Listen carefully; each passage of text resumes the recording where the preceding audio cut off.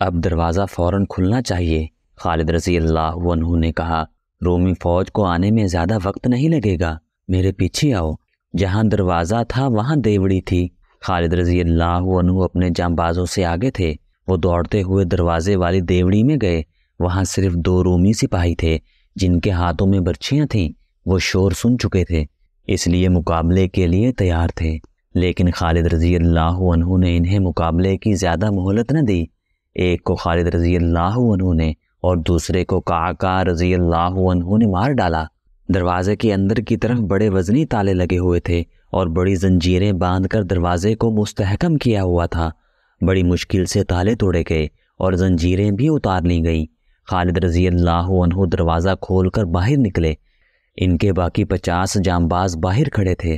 خالد رضی اللہ عنہ نے انہیں اندر بلایا اور کہا کہ وہ دروازے کے باہر پھیل کر مقابلے کے لیے تیار رہیں، رومی فوج آ رہی ہے۔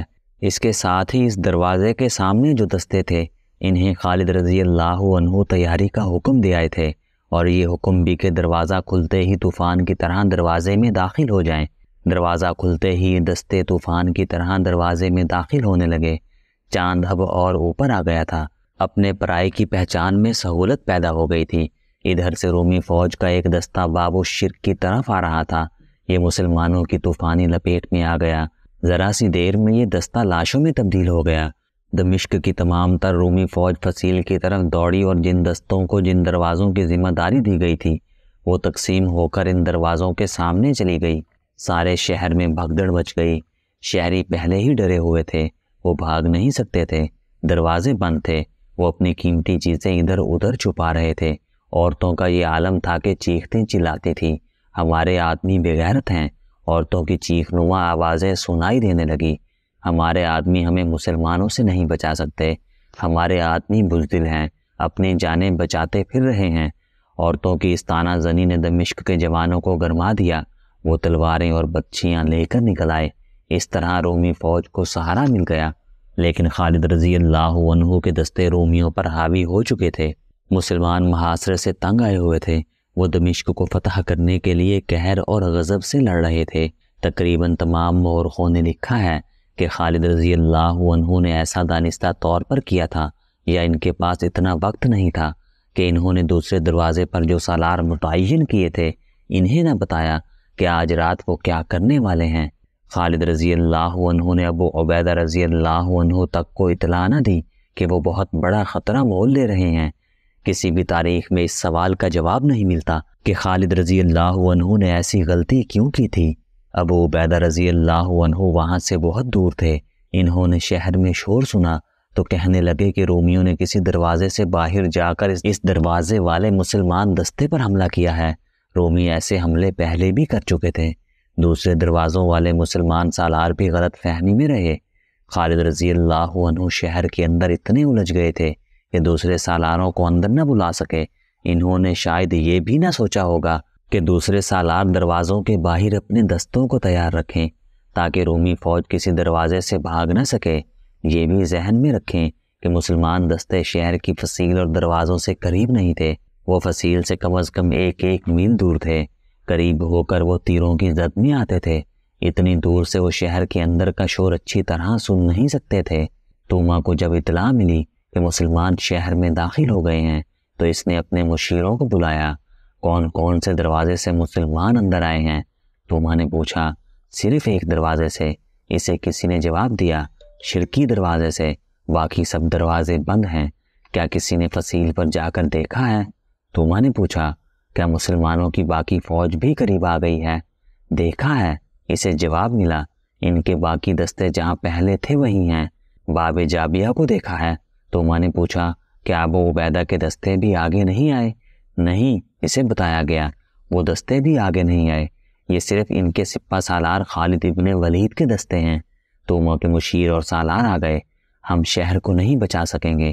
توما نے ان سے کہا، مجھے ابھی تک کسی نے نہیں بتایا کہ مسلمانوں نے دروازہ کس طرح کھول لیا ہے۔ انہیں اندر سے کوئی مدد نہیں مل سکتی تھی۔ کیا فائدہ یہ سوچنے کا کہ مسلمان شہر میں کس طرح داخل ہو گئے ہیں؟ ایک مشیر نے کہا، وہ اندر آ گئے ہیں۔ اب یہ سوچنا ہے کہ کیا کیا جائے۔ اسی منصوبے پر عمل کیا جائے جو ہم نے پہلے سوچا تھا۔ ایک اور مشیر نے کہا، ابو عبیدہ کو صلح کا پیغام بھیجیں۔ اس مسئلے پر کچھ تبادلہ خیالات ہوتا رہا۔ آخر طے پایا کہ ابو عبیدہ رضی اللہ عنہ کی طرف ایک الچی بھیجا جائے اور میں نے جو دستے محفوظ رکھے ہوئے ہیں انہیں ادھر بھیج دیا جائے جدھر مسلمان اندر آ گئے ہیں۔ توما نے حکم دیا، انہیں میرا پیغام دیا جائے کہ دمشق شہر کی نہیں بلکہ سلطنت روم کی آبرو اور آن ان کے ہاتھ میں ہے۔ وہ جانیں قربان کر دیں اور مسلمانوں کے سالار ابن ولید کو زندہ یا مردہ میرے پاس لے کر آئیں۔ ہنری سمتھ، ابو سعید واقدی اور تبری نے لکھا ہے کہ توما ذہنی طور پر ہتھیار ڈال چکا تھا۔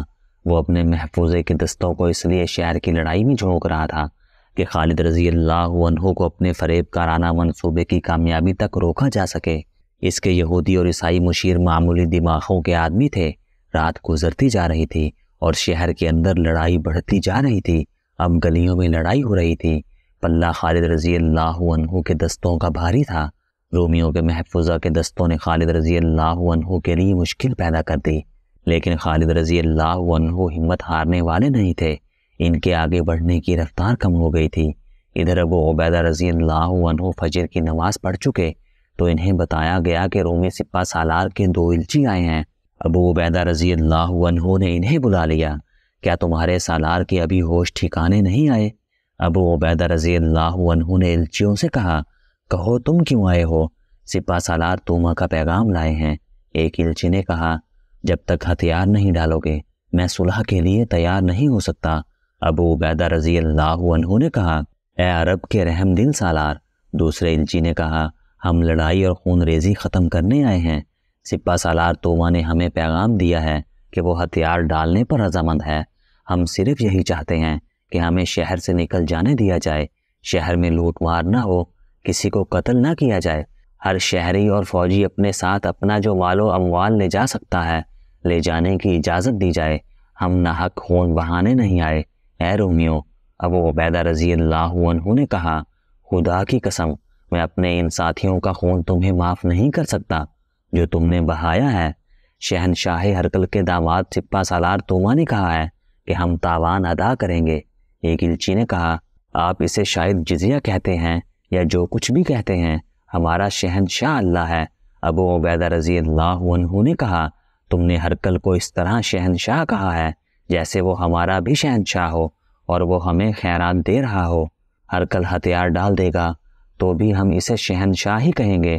الچی نے کہا، ہم اس کے نوکر ہیں اور اس کا حکم بجا لاتے ہیں۔ کیا آپ ہم پر اور دمشق کی عورتوں اور بچوں پر رحم نہیں کریں گے؟ اے سالار مدینہ، دوسرے الچی نے کہا، دمشق کے شہری تو لڑائی نہیں چاہتے تھے، وہ تو بہت پہلے سے سپہ سالار توما کو کہہ رہے تھے کہ مدینہ والوں کے ساتھ صلح کر لو۔ اگر اسلام کے متعلق ہم نے جو سنا ہے وہ درست ہے تو آپ کو زیادہ نہیں سوچنا چاہیے۔ خدا کی قسم، ابو عبیدہ رضی اللہ عنہ نے کہا، تم میرے سپہ سالار خالد بن ولید کے پاس جاتے تو وہ بھی وہی کہتا جو میں کہوں گا۔ ہمارے آگے جو جھک جاتا ہے اور ہم سے جو صلح کی بھیک مانگتا ہے اسے ہم بخش دیتے ہیں کہ اسلام کا یہی حکم ہے۔ اگر کوئی آخر دم تک لڑے اور ہم بزور شمشیر اس سے ہتھیار ڈلوائیں تو پھر ہم اسے رحم کے قابل نہیں سمجھتے۔ اس وقت خالد رضی اللہ عنہ شہر کے مشرقی حصے میں لڑ رہے تھے اور وہ رومی فوجیوں کا اور ان شہری جوانوں کا جو اپنی فوج کے دوش و بدوش لڑ رہے تھے صفایا کرتے جا رہے تھے۔ رومیوں کی فوج دوسرے دروازے کے آگے بھی چلی گئی تھی۔ اس طرح یہ فوج تقسیم ہو کر کمزور ہو گئی تھی۔ اس سے خالد رضی اللہ عنہ نے بہت فائدہ اٹھایا۔ ادھر باب جابیہ کھل گیا اور ابو عبیدہ رضی اللہ عنہ اپنے دستوں کے ساتھ توما کے الچیوں کی رہنمائی میں شہر میں داخل ہوئے۔ توما نے 3 اور دروازے کھول کر اعلان کرا دیا کہ صلح ہو گئی ہے اور رومی دمشق جا رہے ہیں۔ معاہدہ ہو گیا ہے کہ لوٹ مار نہیں ہوگی، مسلمان کسی شہری کو قتل نہیں کریں گے اور کسی عورت کو مسلمان اپنے قبضے میں نہیں لیں گے۔ غروب آفتاب میں کچھ وقت ابھی باقی تھا جب ابو عبیدہ رضی اللہ عنہ شہر میں داخل ہوئے تھے۔ خود توما نے آگے بڑھ کر ابو عبیدہ رضی اللہ عنہ کا استقبال کیا۔ توما کے ساتھ اس کا ایک سالار ہربیس بھی تھا، دمشق کا بڑا پادری بھی تھا۔ اے رومیو، ابو عبیدہ رضی اللہ عنہ نے توما اور ہربیس سے کہا، تم خوش قسمت ہو کہ تم نے خود ہی شہر ہمارے حوالے کر دیا ہے۔ اس سے تم نے اپنے آپ کو، اپنی فوج اور اپنے شہریوں کو بہت بڑی ذلت سے بچا لیا ہے اور تم نے اپنے مال و اموال کو بھی بچا لیا ہے، اور یہ شور کیسا ہے؟ کیا کہیں لڑائی ہو رہی ہے؟ لوگ صلح کی خوشی میں شور و غل مچا رہے ہیں۔ توما نے جھوٹ بولا، وہ دیکھیں میری فوج دیوار کے ساتھ کھڑی ہے، سب کے ہتھیار زمین پر پڑے ہیں۔ اس وقت خالد رضی اللہ عنہ شہر کے اس حصے پر غالب آ چکے تھے جس میں رومی فوج کے 2-3 دستوں نے ان کا مقابلہ کیا تھا۔ اب خالد رضی اللہ عنہ بچ بچ کر آگے بڑھ رہے تھے۔ وہ حیران تھے کہ شہر کی باقی فوج ان کے مقابلے کے لیے کیوں نہیں آ رہی۔ اسے خالد رضی اللہ عنہ پھندا سمجھ رہے تھے۔ اسی خطرے کے پیش نظر وہ محتاط ہو کر آگے بڑھ رہے تھے۔ باہر سے ان کا رابطہ ٹوٹ گیا تھا۔ انہیں ایسی توقع نہیں تھی کہ دروازے کھل جائیں گے اور ان کی باقی فوج بھی اندر آ جائے گی۔ خالد رضی اللہ عنہ اپنے آپ کو بڑی ہی خطرناک صورتحال میں پھنسا ہوا محسوس کر رہے تھے۔ دمشق کے وسطی حصے میں شہر کا بڑا گرجا تھا جو کلیسائے مریم کہلاتا تھا۔ ابو عبیدہ رضی اللہ عنہ کو وہاں لے جایا جا رہا تھا۔ وہ گرجے کے قریب پہنچے ہی تھے کہ خالد رضی اللہ عنہ اپنے محافظوں کے ساتھ ادھر آ نکلے۔ انہوں نے ابو عبیدہ رضی اللہ عنہ کو ایسے پرامن انداز سے توما وغیرہ کے ساتھ دیکھا، ان کی تلواریں نیاموں میں تھیں، تو خالد رضی اللہ عنہ بن ولید پریشان ہو گئے۔ ابو عبیدہ رضی اللہ عنہ نے خالد رضی اللہ عنہ اور ان کے محافظوں کو دیکھا۔ خالد رضی اللہ عنہ کے ہاتھ میں تلوار اور ڈھال تھی۔ تلوار خون سے لال تھی، دستے تک خون گیا ہوا تھا۔ خالد رضی اللہ عنہ پسینے میں نہائے ہوئے تھے اور ان کے کپڑوں پر خون کے بے شمار چھینٹے اور دھبے تھے۔ ان کا سانس پھولا ہوا تھا۔ خالد رضی اللہ عنہ کے محافظوں کی بھی حالت ویسی ہی تھی۔ اس میں کوئی شک نہیں تھا کہ خالد رضی اللہ عنہ لڑتے ہوئے یہاں تک پہنچے تھے۔ محافظوں کے پاس برچیاں تھیں جن کی انیاں جیسے خون میں سے نکالی گئی تھیں۔ خالد رضی اللہ عنہ اور ابو عبیدہ رضی اللہ عنہ ایک دوسرے کو حیرت زدگی کے عالم میں دیکھتے رہے۔ ابو سلیمان، ابو عبیدہ رضی اللہ عنہ نے آخر سکوت توڑا اور خالد رضی اللہ عنہ سے کہا، کیا تو اللہ کا شکر ادا نہیں کرے گا کہ اس کی ذات باری نے یہ شہر ہمیں عطا کر دیا ہے؟ اللہ نے صلح منظور کرنے کی سعادت مجھے عطا فرمائی ہے۔ ان لوگوں نے بغیر لڑے میرے آگے ہتھیار ڈال دیے ہیں، پھر تو کیوں خون ٹپکاتی تلوار اپنے ہاتھ میں لیے پھرتا ہے؟ میں نے انہیں شہر سے اپنے مال و اموال لے جانے کی اجازت دے دی ہے۔ ابو عبیدہ، خالد رضی اللہ عنہ نے کہا، کون سی صلح کی بات کرتے ہو؟ کیا تو دیکھ نہیں رہا کہ میں نے لڑ کر یہ شہر حاصل کیا ہے؟ خدا کی قسم، رومیوں نے مجھے امن اور صلح کا پیغام دے کر اندر نہیں بلایا۔ میرے لیے انہوں نے دروازہ نہیں کھولا تھا۔ میں خود شہر میں داخل ہوا ہوں۔ میں نے خون بہایا ہے اور میرے آدمیوں کا خون بہایا گیا ہے۔ میں رومیوں کو یہ حق نہیں دے سکتا کہ یہ خیر و عافیت سے شہر سے نکل جائیں۔ ان کے شہر کے خزانے اور جو کچھ بھی شہر میں ہے وہ ہمارا مال غنیمت ہے، اور میں نہیں سمجھ سکا کہ یہ صلح کس نے کی ہے اور کیوں کی ہے۔ ابو سلیمان، ابو عبیدہ رضی اللہ عنہ نے کہا، میں اور میرے دستے پرامن طریقے سے شہر میں داخل ہوئے ہیں۔ دیکھ، شہر کے دروازے کھل گئے ہیں۔ اگر تو میرے فیصلے کو رد کرنا چاہے تو کر دے، لیکن یہ سوچ کہ میں دشمن کے ہتھیار ڈالنے پر اسے بخشش کا وعدہ دے چکا ہوں۔ اگر یہ وعدہ پورا نہ ہوا تو رومی کہیں گے کہ مسلمان وعدوں کے کچے ہیں۔ اس کی زد اسلام پر بھی پڑے گی۔ خالد رضی اللہ عنہ کی حالت یہ تھی کہ غصے سے ان کے ہونٹ کانپ رہے تھے۔ وہ برداشت نہیں کر سکتے تھے کہ سالار اعلیٰ وہ ہوں اور صلح کے معاہدے کوئی اور کرتا پھرے۔ ابو عبیدہ رضی اللہ عنہ اپنی بات پر اس طرح اڑے ہوئے تھے کہ انہیں پرواہ ہی نہیں تھی کہ خالد رضی اللہ عنہ خلیفہ رضی اللہ عنہ کی طرف سے سالار اعلیٰ مقرر کیے گئے ہیں۔ توما اس کا نائب سالار، ہربیس پادری اور مشیر وغیرہ الگ کھڑے تماشا دیکھ رہے تھے۔ انہیں اپنی چال کامیاب ہوتی نظر آ رہی تھی، بلکہ چال ضرورت سے زیادہ کامیاب ہو رہی تھی۔ وہ اس طرح کہ مسلمانوں کا سپہ سالار اور اس کا قائم مقام سالار آپس میں لڑنے پر آ گئے تھے۔ ابو عبیدہ رضی اللہ عنہ کی جگہ کوئی اور سالار ہوتا تو خالد رضی اللہ عنہ اسے سالاری سے معزول کر کے سپاہی بنا دیتے یا اسے واپس مدینہ بھیج دیتے، لیکن وہ ابو عبیدہ رضی اللہ عنہ تھے جنہیں رسول اکرم صلی اللہ علیہ وآلہ وسلم نے امین الامت کا خطاب دیا تھا۔ انہیں الاسرم بھی کہتے تھے کیونکہ ان کے سامنے کے دانت احد کی جنگ میں شہید ہوئے تھے۔ مشہور مورخ ابن قتیبہ اور واقدی نے لکھا ہے کہ رسول اکرم صلی اللہ علیہ وآلہ وسلم کو ابو عبیدہ رضی اللہ عنہ سے خاص محبت تھی۔ یہ بھی لکھا گیا ہے کہ ابو عبیدہ رضی اللہ عنہ دانت والوں سے زیادہ خوبرو لگتے تھے، ان کا زاہد و تقوی ضرب المثل تھا۔ خلیفۃ المسلمین ابو بکر رضی اللہ عنہ ان کا بہت احترام کرتے تھے اور مجاہدین ان کے اشارے پر جانے قربان کرنے کو تیار رہتے تھے۔ خالد رضی اللہ عنہ کے دل میں ابو عبیدہ رضی اللہ عنہ کا اتنا احترام تھا کہ میدان جنگ میں دونوں کی پہلی ملاقات ہوئی تو خالد رضی اللہ عنہ گھوڑے پر سوار نہیں تھے، ابو عبیدہ رضی اللہ عنہ گھوڑے پر سوار تھے۔ خالد رضی اللہ عنہ چونکہ سالار اعلیٰ تھے، اس لیے ابو عبیدہ رضی اللہ عنہ نے اتر کر خالد رضی اللہ عنہ سے ملنا چاہا، لیکن خالد رضی اللہ عنہ نے انہیں روک دیا اور کہا کہ میرے دل میں اپنے احترام کو قائم رکھیں۔ وہ ابو عبیدہ رضی اللہ عنہ اب خالد رضی اللہ عنہ سے پوچھے بغیر دشمن کے متعلق بڑا اہم فیصلہ کر بیٹھے اور اسے بدلنے پر آمادہ نہیں ہو رہے تھے۔ ابو عبیدہ رضی اللہ عنہ عشرہ مبشرہ میں سے بھی تھے۔ ابو عبیدہ رضی اللہ عنہ بھی تمام خوبیوں اور اسلامی معاشرے میں ان کی قدر و منزلت کو تسلیم کرتے ہوئے اس دور کے واقعہ نگار اور مورخ لکھتے ہیں کہ جنگی امور کی جو سوجھ بوجھ خالد رضی اللہ عنہ میں تھی وہ ابو عبیدہ رضی اللہ عنہ میں نہیں تھی۔ وہ باریکیوں کو نہیں سمجھتے تھے، البتہ حرب و ضرب میں مہارت رکھتے تھے۔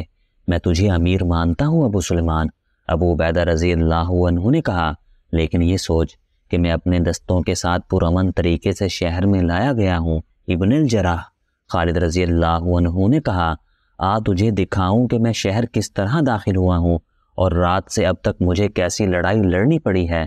ان رومیوں نے دیکھا کہ یہ لڑ نہیں سکتے اور میں شہر کی اینٹ سے اینٹ بجا دوں گا تو یہ تیرے پاس جا پہنچے، میں انہیں معاف نہیں کروں گا۔ ابو سلیمان، ابو عبیدہ رضی اللہ عنہ نے دبدبے سے کہا، کیا تو اللہ سے نہیں ڈرتا؟ میں نے انہیں اپنی پناہ میں لے لیا ہے، ان سے حفاظت کا وعدہ کر چکا ہوں۔ لیکن خالد رضی اللہ عنہ ابو عبیدہ رضی اللہ عنہ کی بات ماننے پر آمادہ نہیں تھے۔ ابو سلیمان، ابو عبیدہ رضی اللہ عنہ نے افسوس کے لہجے میں کہا، میں نے جب ان کی شرطیں سن کر انہیں حفاظت کا وعدہ دیا تھا اس وقت مجھے گمان تک نہ ہوا تھا کہ تو میرے فیصلے پر اعتراض کرے گا۔ میں یہ بھی نہیں جانتا تھا کہ تو لڑ رہا ہے۔ میں نے اپنے اللہ اور رسول صلی اللہ علیہ وآلہ وسلم کے احکام کے مطابق اور انہی کے نام پر رومیوں کو بخش دیا ہے۔ سمجھ لو ابو سلیمان، میری بات سمجھ لو، مجھے بدعہدی کا ارتکاب نہ کرنے دے۔ دونوں کے درمیان بحث چلتی رہی۔ خالد رضی اللہ عنہ کے محافظوں کو بھی غصہ آ گیا، وہ تلواریں سونت کر توما اور اس کے ساتھیوں پر جپٹے، وہ انہیں قتل کر دینا چاہتے تھے۔ انہیں کسی طرح شک ہو گیا تھا کہ یہ رومیوں کی چال ہے جو 2 سالار کو لڑا رہی ہے۔ محافظوں نے توما وغیرہ پر حلہ بولا تو ابو عبیدہ رضی اللہ عنہ دوڑ کر ان کے آگے ہو گئے۔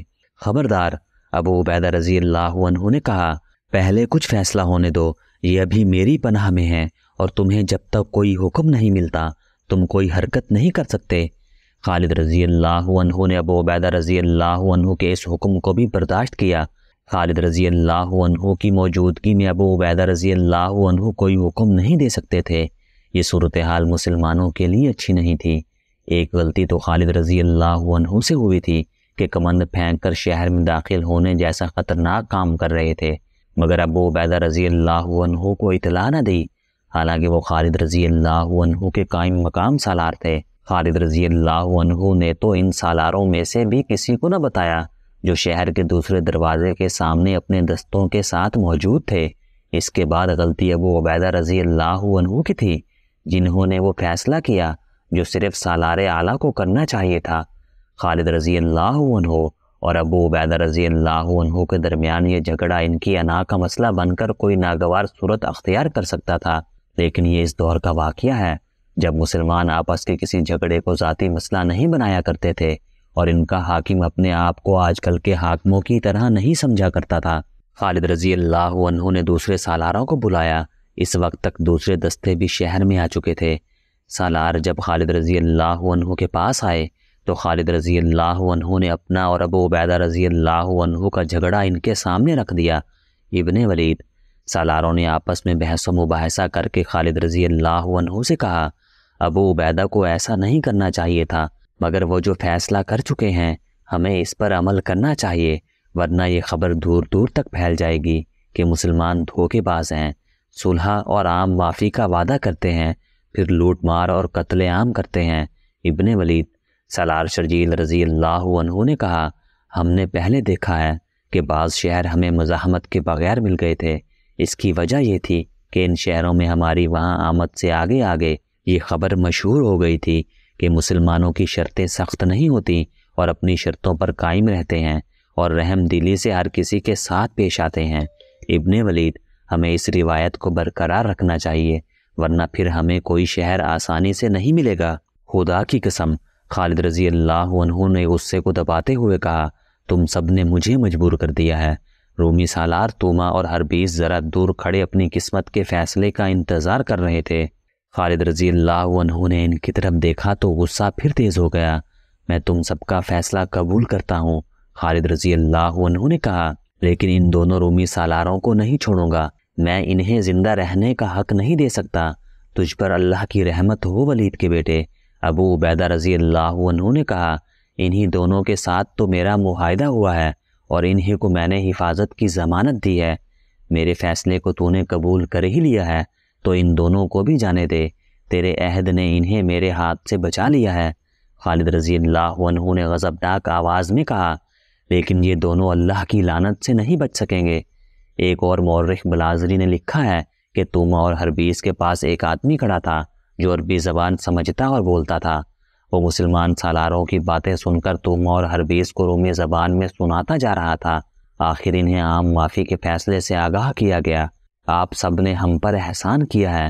توما نے خالد رضی اللہ عنہ اور ابو عبیدہ رضی اللہ عنہ کا شکریہ ادا کیا اور کہا، ہمیں اجازت دی جائے کہ اپنی منزل تک ہم اپنی پسند کے راستے سے جا سکیں۔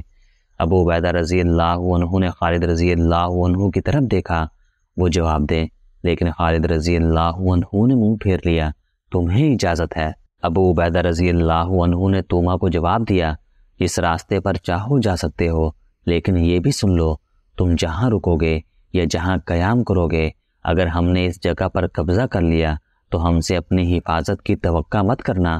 تمہارے ساتھ جو معاہدہ کیا جا رہا ہے یہ صرف اس مقام تک ہے جہاں تم جا رہے ہو، یہ دوستی کا معاہدہ نہیں۔ اگر معاہدہ عارضی ہے تو میری ایک درخواست اور ہے۔ توما نے کہا، ہمیں 3 دنوں کی مہلت دی جائے، ہم اپنی منزل پر پہنچ جائیں۔ 3 دنوں بعد ہم معاہدے کو ختم سمجھیں گے، پھر ہم تمہارے ساتھ جو سلوک کرنا چاہیں گے کریں گے۔ خالد رضی اللہ عنہ گرج کر بولے، آپ ہمیں قتل کر سکتے ہیں۔ توما نے کہا، ہمیں پکڑ کر اپنا غلام بنا سکتے ہیں، یہ بھی منظور ہے۔ خالد رضی اللہ عنہ نے کہا، 3 دنوں میں ہی کہیں غائب ہو جانا، وہاں تک چلے جانے کی کوشش کرنا جہاں تک میں نہ پہنچ سکوں۔